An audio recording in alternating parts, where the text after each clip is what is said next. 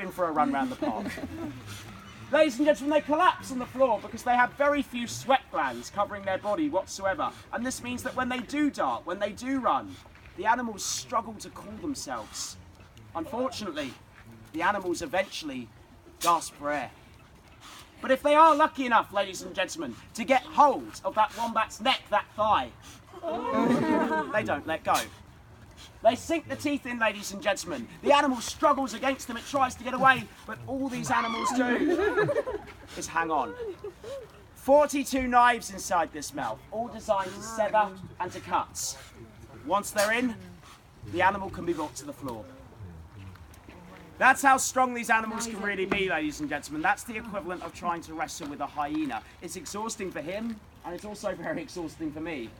But, in truth, they have a few more features to help them along the way. Do you notice the colour of his nose? Or the texture, sorry, it's wet. He smelt the food before I even got here today. Some of you might have noticed, Scary was strutting around the place before I even got here. He knew he was going to be fed because of that sense of smell.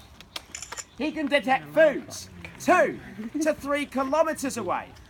So where I cut the food up at the top of the park, he could smell it before I even arrived. He also has something else to help him. Ladies and gentlemen, I've got a very annoying, very distinctive Pommy or British accent, as they call it over here.